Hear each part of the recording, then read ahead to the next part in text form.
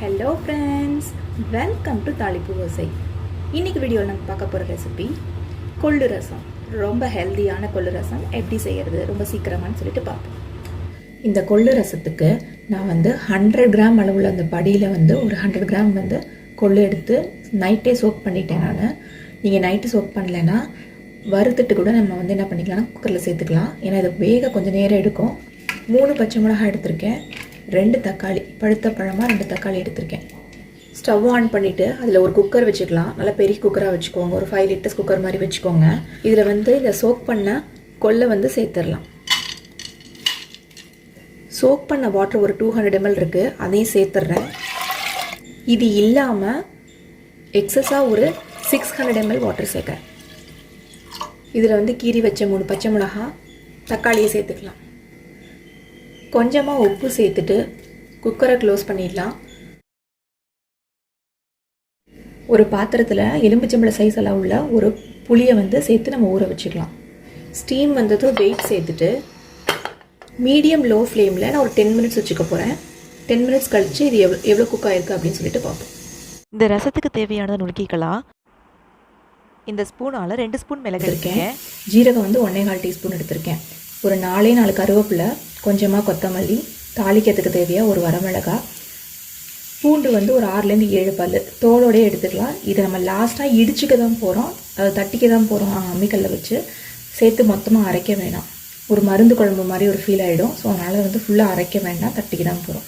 மீதி எல்லா பொருளையும் தண்ணி சேர்க்காமல் அம்மியில் நுணுக்கிக்கிட்டாலும் சரி, இல்லை மிக்சியில் லைட்டாக ஒரு பல்ஸ் கொடுத்துக்கிட்டாலும் சரி, இதை நுணுக்கிட்டு வந்துடலாம். இப்போ இந்த தண்ணியை மட்டும் தனியாக எக்ஸ்ட்ராக்ட் பண்ணிக்கலாம். நம்ம புளி ஒரு 1/4 டம்ளர் தண்ணியில் சோக் பண்ணி வச்சுருக்கேன் ஆல்ரெடி. அதுலேயே நான் இந்த தண்ணியை ஊற்றிக்க போகிறேன்.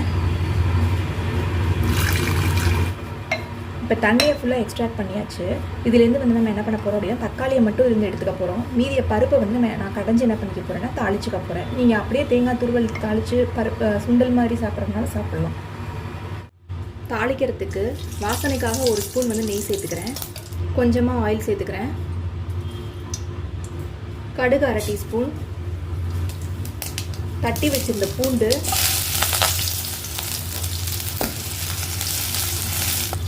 கருவேப்பிலை ஒரு கொத்து, ஒரே ஒரு வரமிளகாய், மிளகு ஜீரகம் நம்ம பொடிச்சு வச்சிருந்தோம்ல அதை சேர்த்துக்கலாம்.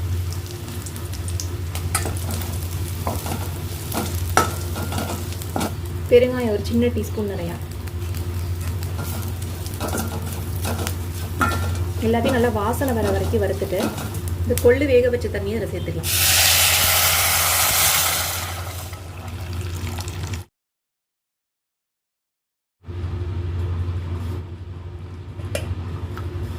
இந்த கொள்ளு வேக வச்ச தண்ணியில் தான் நம்ம புளியும் சோக் பண்ணியிருந்தோம். அதை சேர்த்து நான் கரைச்சி தான் சேர்த்துருக்கேன்.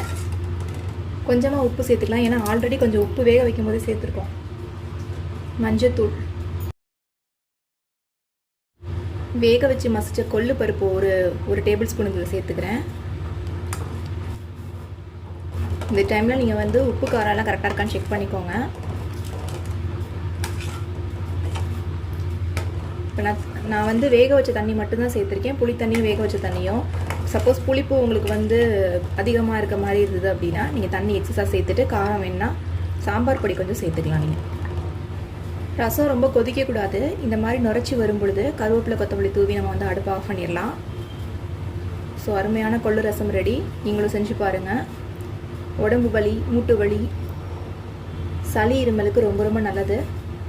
வெயிட் லாஸ்க்கும் இதை நம்ம எடுத்துக்கலாம். ரொம்ப ரொம்ப ஹெல்த்தியான ரசம் இது. ட்ரை பண்ணி பாருங்கள். இந்த வீடியோ உங்களுக்கு பிடிச்சிருந்துச்சுன்னா நம்ம சேனலுக்கு சப்ஸ்கிரைப் பண்ணிக்கோங்க. தேங்க்ஸ் ஃபார் வாட்சிங்.